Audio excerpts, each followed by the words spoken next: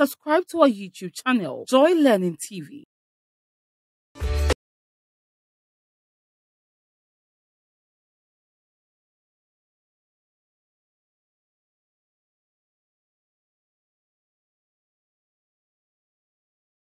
Hello and welcome. Welcome to today's edition of History on your favorite Joy Learning channel. Today we'll be looking at SHS History 2, and the topic for discussion is the political organization of the ethnic groups in Ghana. Remember, we've done the social organization already, and so we are continuing with the political organization of our ethnic groups. I mean, more often people will ask, oh, so before Europeans came here, did we have any structured political system? And the question is like, why do you ask? Yes, because the impression is that it was only when Europeans came here, that is when, we began to develop some of these systems. But then the truth is that it is not correct and it's not true. Before our contact with the Europeans, the Africans, or say Ghanaians, had well-developed political structures and systems. And that is what we are going to look at. So here we are going to look at the political structures and systems of the various ethnic groups that we have in Ghana. And as I indicated earlier, we have already looked at the social organization, where we looked at family, we looked at marriage, we looked at puberty rights, we looked at festivals, and even looked at the importance of celebrating these festivals. We also catalogued the various festivals that we have in our country, and that is festivals celebrated by the various ethnic groups in the country. So we've done that. Today we are on the political system, and I promise it's going to be exciting. Let's sit back and enjoy it. Once again, my name is Frank Eduasare, and I'm leading you on our history journey. Yes, African history, our history. So, let's set sail. Before Ghana became one administrative unit under British colonial administration, and this was after the War of the Golden Stool, popularly known as the Yasantua War in 1901, the country comprised of many states. What we are saying is that before Ghana came under the British colonial administrative rule, we lived as separate and independent states. And so we are saying this only happened when finally the Asante succumbed to British authority. So some of these states were centralized in political organization, others were stateless or non-centralized societies, while other societies were also theocratic. Now, three keywords have been mentioned here. One is centralized, the other one is stateless or uncentralized, and the third one is theocratic. When we say theocratic, what it means is that a state that is run in terms of affairs by priests. So theocratic state is run, the affairs is run by a priest. Stateless or uncentralized states are also states that does not have a centralized authority or power that is vested in one body, say a Paramount Chief, but here powers or governorship is centered among the various groups that lived within that geographical area, and that is non-centralized. Powers are not centered in one authority, or governorship is not given to one authority, but is given to individuals within the various states that you find in that area. Now, when you talk of centralized, then you have authority given to one body that runs the affairs of the area. As we move along, we understand it much better. So the Moli Dagbani states of Mamprusi, Dagomba, and Nanumba, as well as Akan states of Denchra, Achem, Akwamu, and Asante, were powerful kingdoms that lived in centralized political organization, as well as Angloga and Gonja.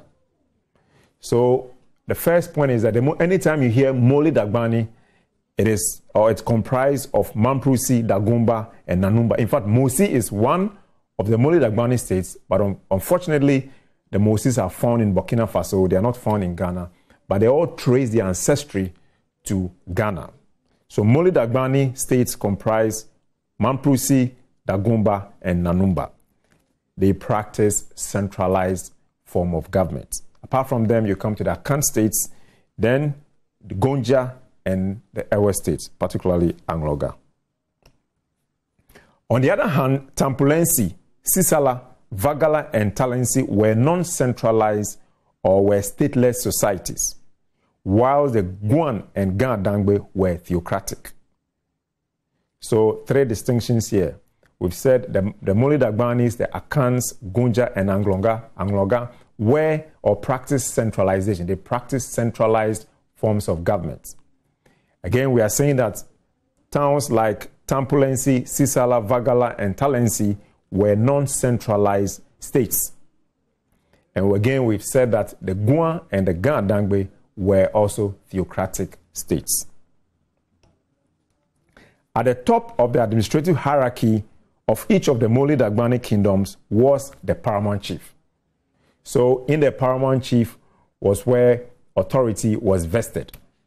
And so from there, he diffused power and authority to the Divisional Chiefs under the Paramount Chief for effective governance to take place within his jurisdiction. In the case of Dagomba, the Paramount Chief was called Yana. So the Paramount Chief of Dagomba is called Yana. In your shot is the eminent Paramount Chief of Dagomba. That's a beautiful picture I'm showing to you. The Paramount Chief of Dagomba. As we have said, the name is Yana. And the picture is what you see. Now, the Mamprusi called their Paramount Chief Nairi. The Mamprusi called their Paramount Chief Nairi. Again, in your shot is the eminent Paramount Chief of Nairi in your shot in his palace with some visitors with him, as you can see in the picture. So the Paramount Chief of Mamprusi is also known as Nairi. Dagomba is Yana, as we have seen in the previous picture. That of Nanumba was called Bimbilana. Again, the short is the eminent Bimbilana, as you see there, nicely dressed. That is the Paramount Chief of Nanumba, known as Bimbilana. So anywhere in your multiple choice, in your various schools, or even in West Africa, if it appears the name of the Paramount Chief of Nanumba, then you know the name is Bimbilana. If it is Dagomba, you know the name is Yana. All right. They exercised legislative, executive, and judicial powers of the kingdoms, and also reserved the sole right to declare war or make peace with their neighbors. And so that is how powerful the Paramount Chiefs were. They exercised both legislative, executive, and judicial functions. And they reserved the right, the sole right to declare war or not. And so they were really powerful. They were also arbiters. They settled disputes to bring justice and peace in their kingdoms. So we are saying apart from exercising or performing legislative, executive, and judicial functions, they were also peacemakers. They settled disputes among their members. So if anybody had a challenge, if anybody had a problem, if somebody had been cheated, if somebody was not feeling right with the situation, the first point of call was the Paramount Chief, of which together with his council of elders brought about justice and settled all disputes. The Paramount Chiefs were assisted to rule by a council of elders who generally assisted him in his administrative functions. They also discussed other matters of great importance affecting the states, like the declaration of war against an enemy state. What is important here is the fact that we said the Paramount Chief was all-powerful, but of course there were checks and balances. He did not act alone. And any action that he took, he was or would have consulted his council of elders. So there were checks there. if the Council of Elders did not agree with him, it was not possible that the action that the Paramount Chief was going to take was going to go ahead. So there were checks and balances there. The Paramount Chief did not act alone. He always consulted his Council of Elders to ensure that whatever decision that was coming out was very encompassing, was representing, and was going to be a decision that was going to be in the good interest of his people. So in terms of administration, the Council of Elders helped the Paramount Chief a lot. In times of declaring war, which was not a good thing, such an action would have been okayed or not by the Council of State. So the Council of Elders was a very important body in the administration of the Paramount Chiefs.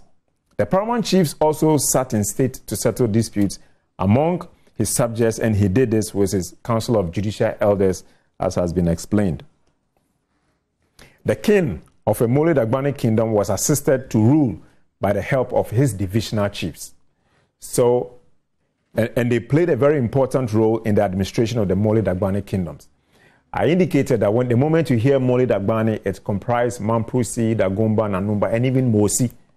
Only that the Mosis are not found in Ghana, even though we have some who live here, but the paramountcy is in Burkina Faso.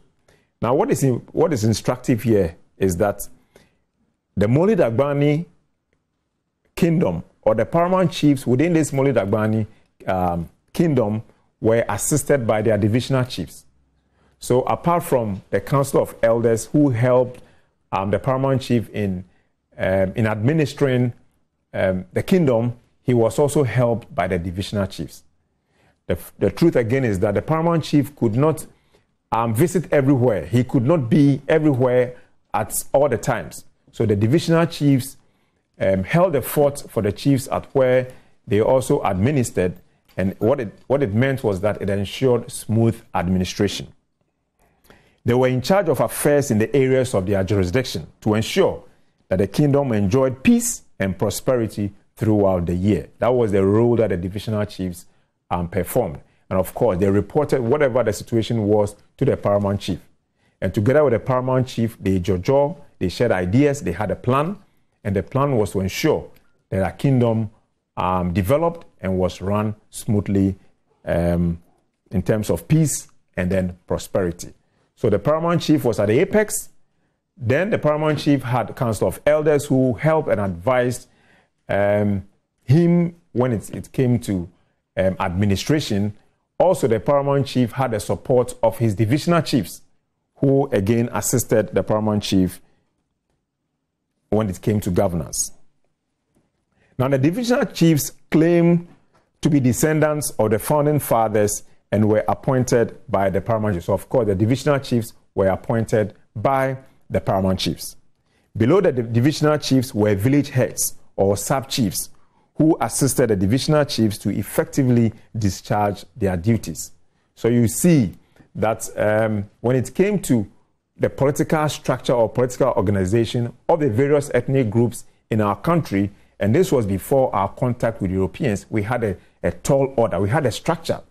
And the structure ensured that there was peace, there was justice, there was prosperity. And also it ensured that the kingdom was properly administered, was properly managed, was properly governed.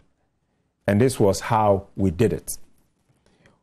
We did it in a sense that the Paramount Chief was at the apex. The Paramount Chief had his Council of Elders. The Paramount Chief had divisional chiefs. Beneath the divisional chiefs, the divisional chiefs had sub-chiefs or village heads. And they also took care of the various small areas that they also superintended over. And in all, it was meant to ensure peace, prosperity, and justice for all. Now, the political organization of the Gonja state. Political organization of the Gonja state. Beforehand, we had said that the states that practiced centralization were the Mole Dagbani states, were the Akan states, were the Gonja states, and the ever states. And here we mention Aglonga. We are now going to zoom in to look at the Gonja. We had looked at the Paramount Chief of Dagomba, we had looked at the Paramount Chief of Nanumba, and I saw the Paramount Chief of Mamprusi, but yet to look at the Paramount Chief, the name of the Paramount Chief of Gonja. So let's continue and look at it. The Gonja state had a centralized political administrative system, as we have indicated already, which had at the top of its hierarchy the Paramount Chief called Pembi Wura. We said the Dagomba Chief is Yana, the Nanumba Chief is Bimbilana, the Mamprusi Chief or the Mamprusi Paramount Chief is Nairi. We are now getting to know that the Paramount Chief of Gonja is Pembe Wura. In your shots, again, is His Eminence Pembe Wura, nicely dressed in his chair. And he is the overlord of the people of Gonja. The descendants of the invading group occupied the political seats, while the social and religious functions were left to the indigenous people to perform. Here again, if you remember when we looked at the social organization, we said the social functions from these areas was performed by somebody known as the Tindana. The Tindana performed the religious functions. He was a custodian of the culture of the place. Even when items got lost, the items were lodged and were found, they were lodged with the Tindana. And so from the Tindana, people could go there, identify their items and collect them. But when it came to governance, the governance were in the hands of the invaders. Again, here we said that the northern part of our country is made up of two major groups. These are the invading group and the indigenous group. The invading group came from an area or the area closer to Lake Chad, and from there they migrated. Some went to Zamfara in Nigeria before they came to settle in Ghana. And so they were the invading group. They came here and were able to invade the indigenous people because they came properly organized. They came with horses and some ammunition which were superior to the indigenous people. And after that, they took over the administration in terms of the governors. So they became the kings and the chiefs. The indigenous people were left with the responsibility of taking care of the customs, the culture, and traditions. And also here, the head was referred to as the Tindana, and also a respected one as such. For example, the Tindana, the owner of the land, played important religious role when it came to the installation of chiefs. So as I was explaining, the Tindana was an important figure when it came to traditions and customs. When it came to the installation of a chief, the Tindana played a major role. In fact, he was revered and known as the owner of the land because he understood the culture and the traditions of the land. And that was the Tindana. There has been some questions which requested students to look at the functions of the Tindana. And this, because we've done it, I'm just reminding you that go back and read over your notes and look at again the functions of the Tindana. The Paramount Chief exercised legislative, executive, and judicial powers and also reserved the right to declare war and make peace. And this also goes to the Paramount Chief of the Gonja, who is known as the Pembe Wura. He also exercised these functions: legislative functions, executive functions, and judicial functions. He was assisted in the discharge of his duties by a council of elders who served as an advisory body to the king and also assisted him with the dispensation of justice. So yet again, the Paramount Chief did not rule with arbitrariness. He always made sure that he was within the limits of the law. And because he was within the limits of the law, this was helped with assistance of the Council of Elders, who always brought the chief or the king to line whenever he went beyond borders. So in effect, what I'm saying is that the king could not have been by himself, just doing whatever he liked. It was so democratic within our space that whatever he did, he had the support from the Council of Elders.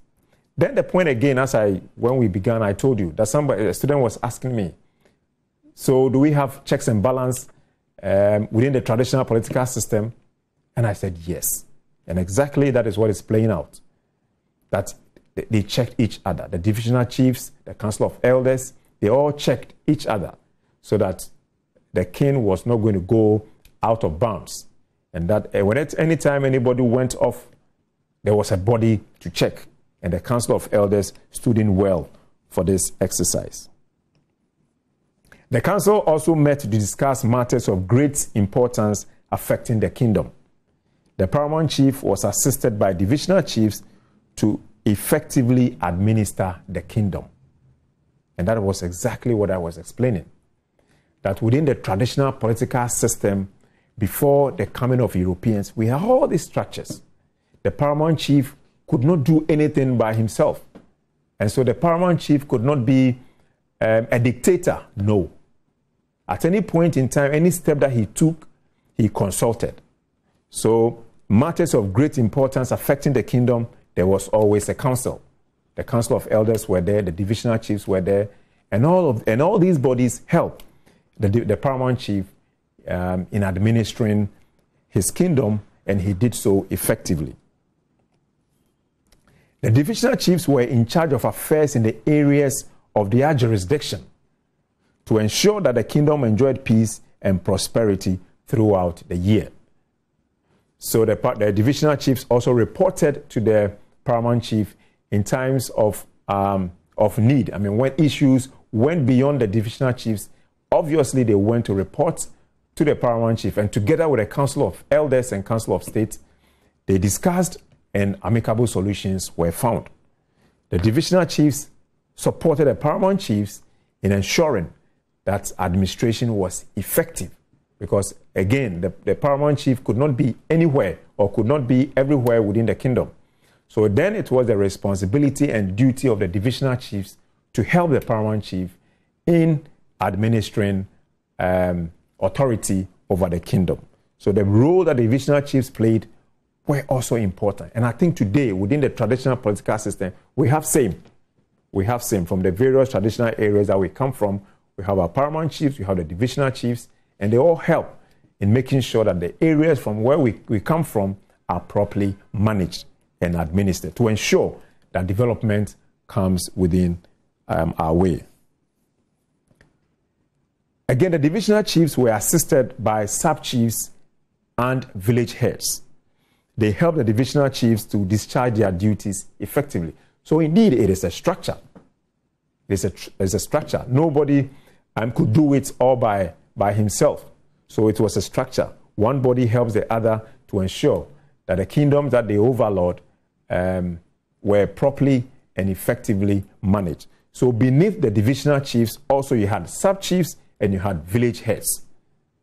Per our standards, we can even go to the Busuapenians, who also help in making sure that the various families are properly, taken care of and properly managed. And all of these they do to ensure that there's peace and there's justice within the areas that they superintend. So here we've looked at the structure. There was the Paramount Chief, and we are looking at the Pembe Rural. Beneath the Paramount Chief, you had the Divisional Chiefs. Or in between the Paramount Chief and the Divisional Chiefs, you had the Council of Elders, a very important body. Now, beneath the Divisional Chiefs, you had the sub-chiefs. Beneath the sub-chiefs, you had the village heads. So this was a structure. And they made sure, the general objective was that it was to ensure that the kingdom was properly managed. Now let's look at the traditional political organization of the Akan. The traditional political organization of the Akan. We said earlier that the traditional political organization of the Akan was a centralized one, just like the Mole Dagbani and the Gonja state. So let's look at how the Akan system was also like. So the Akan political system was a centralized monarchical system of government. At the head of each state was a supreme ruler known as Omanhene. The Paramount Chief owed his political position through hereditary succession. That's through the matrilineal line. That's how the Akans will do it. They inherit from their mother's line. And in your shot is a paramount chief beautifully dressed with his regalia. This is the way paramount chiefs dress. So nice and beautiful, displaying the Ghanaian culture. The Omahene was entrusted with legislative, executive, and judicial powers, just like we saw when we were looking at Mole Dagbani and Gonja. The Omahene was entrusted with legislative, executive, and judicial powers. He represented the soul of the nation and was a link between the dead and the living. So the paramount chiefs and Omahene were so much important. He was recognized as the father of the nation. All Stool lands and mineral resources were under his authority. He dispensed justice to bring peace in his kingdom. And he could not have done this all by himself. The role of the Council of Elders played out here as well. He was the embodiment of the status of the state's cultural heritage. The paramount chief was the embodiment of the state's cultural heritage. Even from the way they dress, tells you that they embody the cultural heritage of the kingdoms where they superintended over. The symbol of authority of the king was the ancestral stool and the sacred sword. The symbol of authority of the king was the ancestral stool and the sacred sword. So when you find it anywhere in your multiple choice or anywhere in the exams, what is the symbol of authority of the king, say in the Akan traditional political system, then you know straight away that the answer is ancestral stool and the sacred sword. However, the king acted with the advice of the Council of Elders, as I have said over and over. The king could not have worked all alone. The king could not have administered the kingdom all by himself. The role of the Council of Elders was so paramount and so important because they advised him as to when and what to do and at what point in time. Now, in your shot is a picture of the golden stool, which is the soul of the Ashanti kingdom. We said the symbol of authority in the traditional political system of the Akan states was the stool and then the state sword. And here you could see Okonfa and his golden stool coming from the skies to land at the feet of Osei-Tutu, Otumfuo Osei-Tutu, as he says there in the picture. So the golden stool, or stools actually within the Akan traditional political system, is so important, from the soul of the kingdoms. The divisional chiefs were an important group of people beneath the paramount chief. They were his principal advisors and administrative heads of their district. As said, the paramount chief could not be everywhere within the kingdom. So the divisional chiefs were representatives of the paramount chiefs.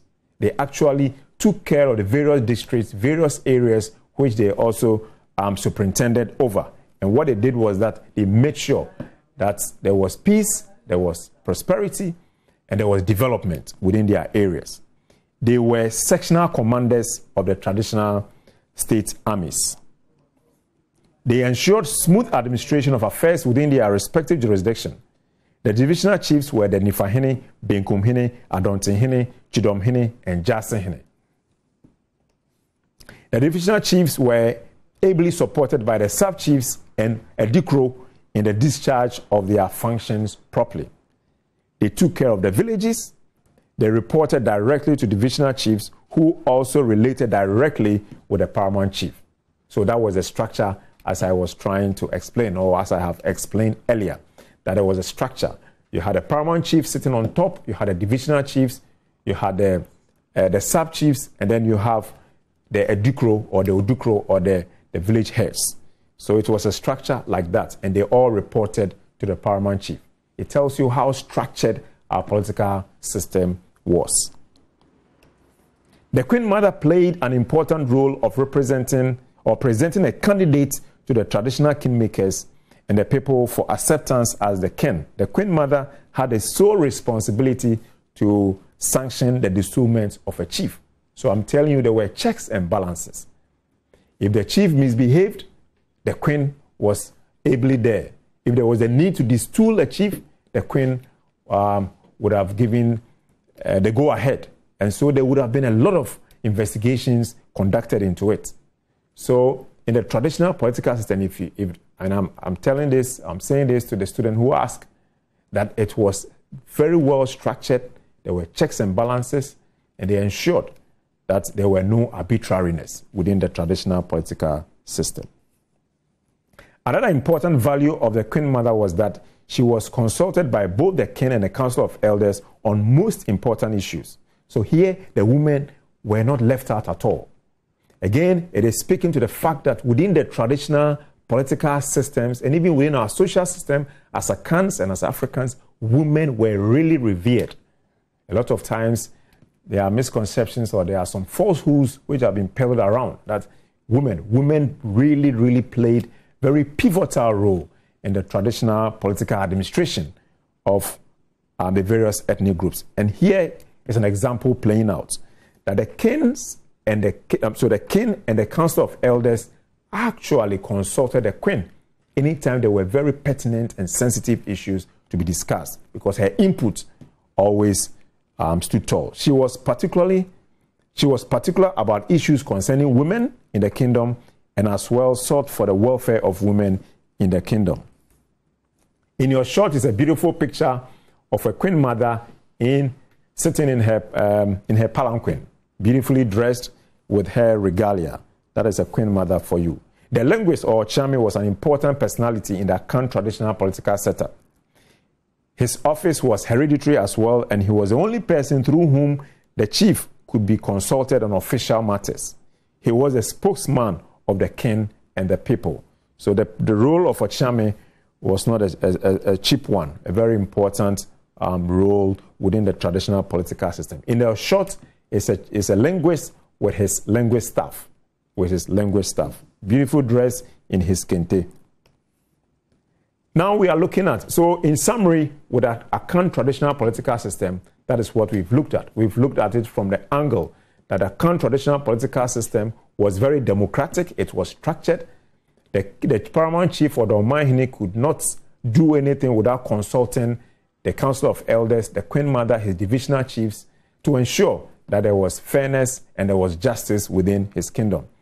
So issues of arbitrariness was never part of the traditional political system because there were always checks and balances. We are looking at the political organization of the Guan. Earlier we had said the political structures or the political systems comprise stateless or centralized, comprise centralized states and also comprise theocratic states. And we said the Guans and Ga-Dangbe practice theocratic systems of government. So now let's look at the Guan. The Guan indigenous political administrative system was described as theocratic in nature. This was because they did not have centralized states like that of the Akan or the Mole Dagbani. They lived in small independent villages ruled by fetish priests and priestesses. These priests and priestesses wielded a lot of power and were regarded as priest kings and queens. The system of inheritance was patrilineal. Some popular shrines in Guan communities are Akonodi of Late, Topre of Manfi, Otutu of Okugwa, and Chenku of Obosmase, and many others. Don't forget, we also have Guan states in the northern part of our country. So in your shot is a picture of the Akonodi Shrine and a fetish priestess.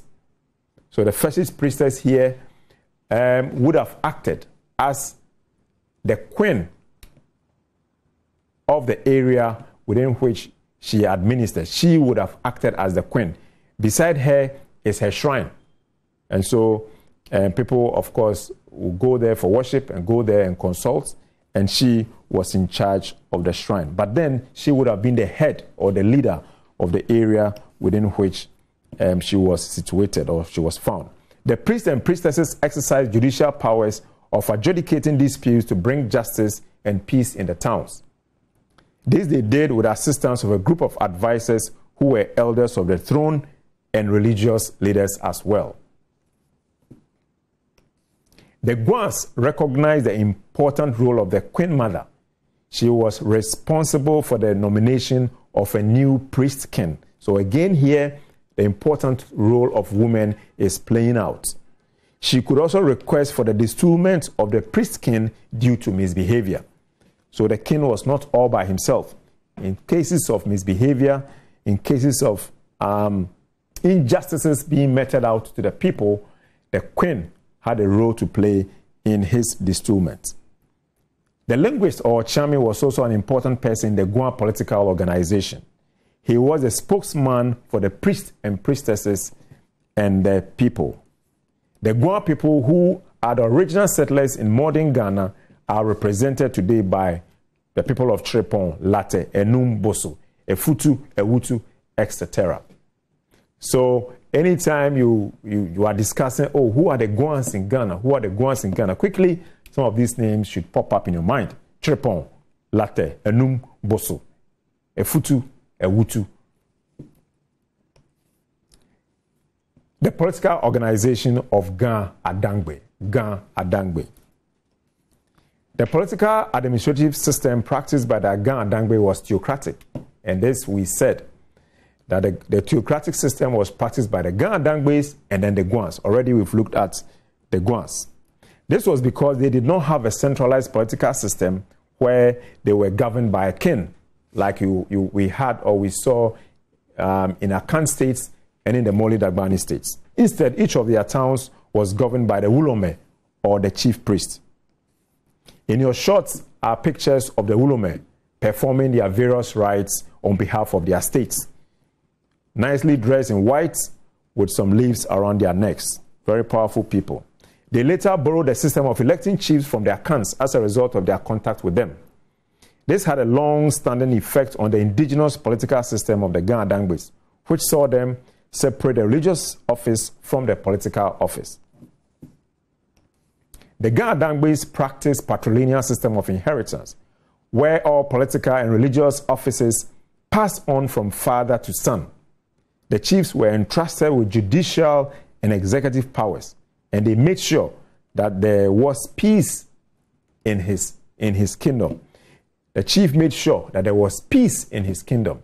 I mean, all along from the stateless to centralized to theocratic, there's a central theme running through that those who had the opportunity to be the heads and leaders of these communities were charged to ensure that there was peace, there was prosperity, and there was development. And also, we've seen that there were almost always checks, that the leaders could not do anything arbitrary. Anytime they went off board, there were council of elders and queen mothers who checked them and brought them to line. Now we are looking at the Ewe, the political organization of the Ewe. The Ewe comprised three major groups, namely the Anglo, who settled along the coast, the Krepi settled around Peki, and last but not the least, the Tongu also settled around the Volta River. The political system of governance of the Ewes was a centralized administration. Each of the states were ruled by a paramount chief called Togbi or Fiaga. Togbi or Fiaga. The line of succession to the throne was patrilineal. The line of succession to the throne was patrilineal. The chiefs were vested with legislative, executive, and judicial powers to operate within their jurisdiction. The symbol of authority of the chiefs was the ancestral stool, as we saw also within the Akan system. They were the custodian of the cultural heritage of the people. They served as the intermediaries between the living and the dead, and were therefore very much revered. The paramount chiefs were very much revered. The paramount chiefs were assisted to effectively discharge their administrative functions by their sub-chiefs, who ruled the towns and villages with direct instructions from the paramount chiefs. In effect, what we are saying again is that the traditional political system was well structured. A lot of times, people want to compare that system to the Western type or the Western democratic system. Here, clearly we've seen that the traditional political system was very well organized, was very democratic in nature.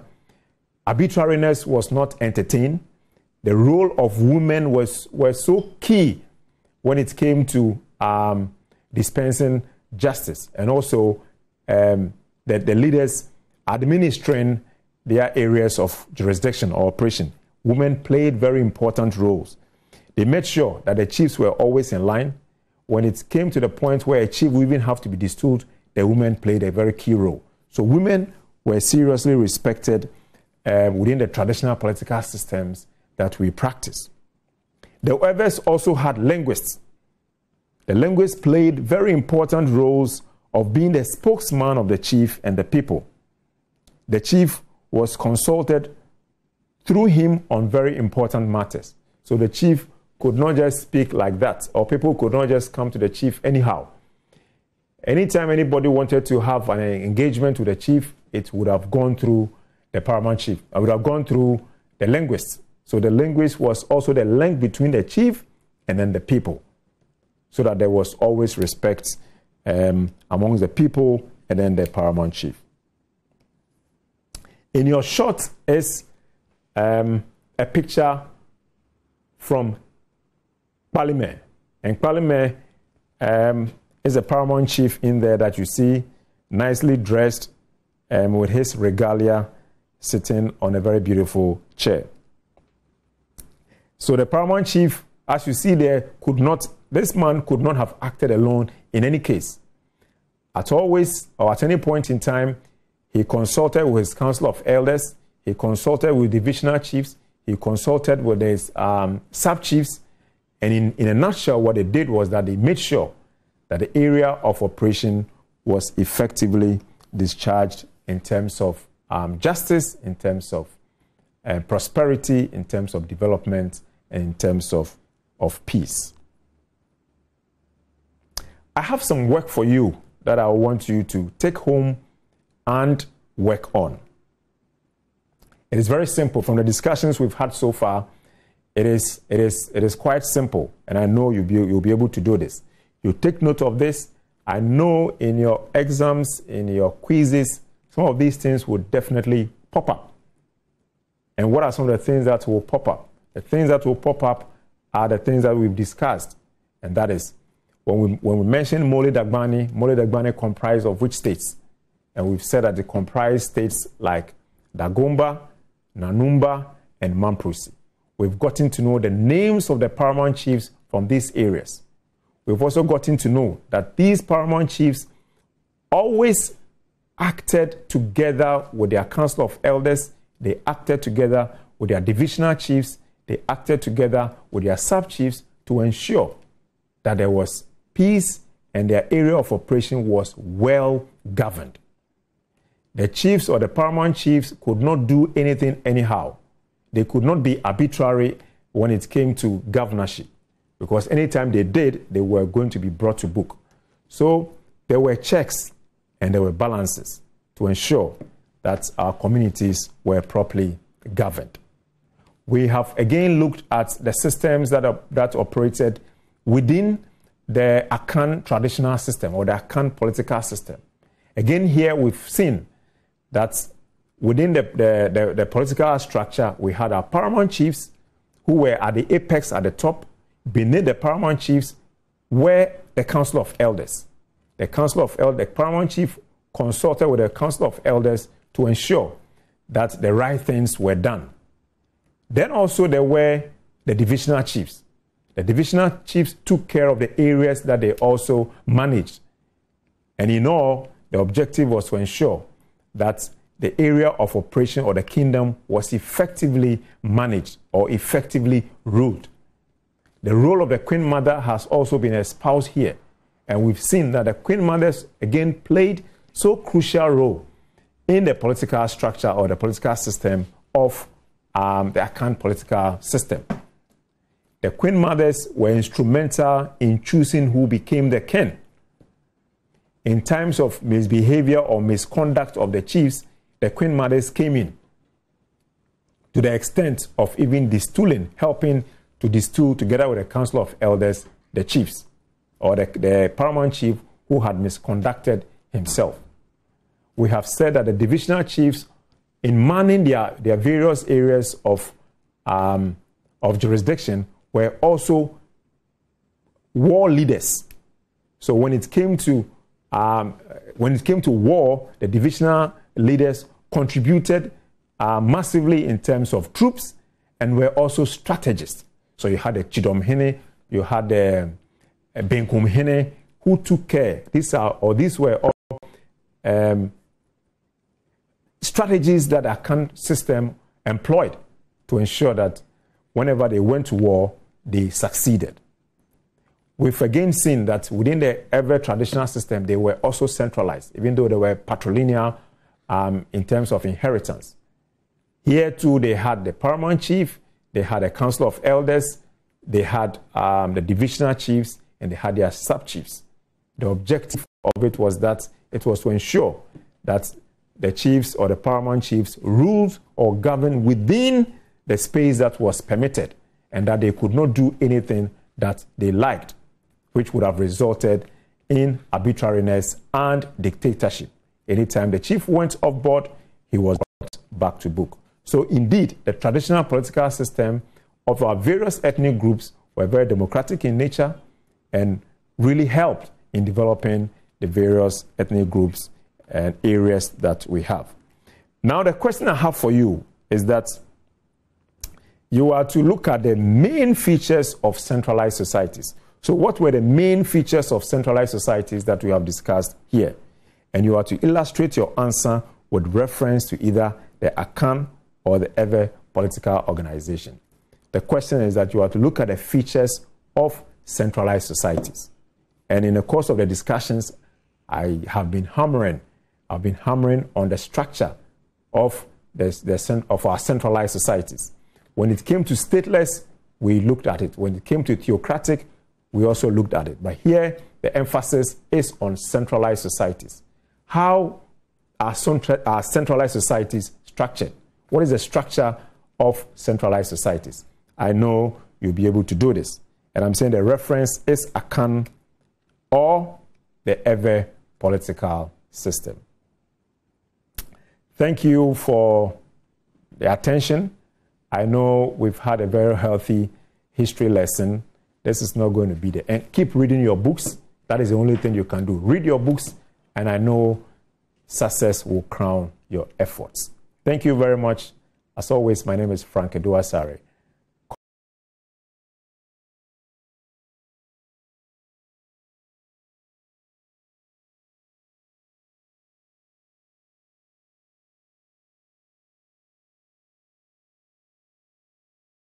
Subscribe to our YouTube channel, Joy Learning TV.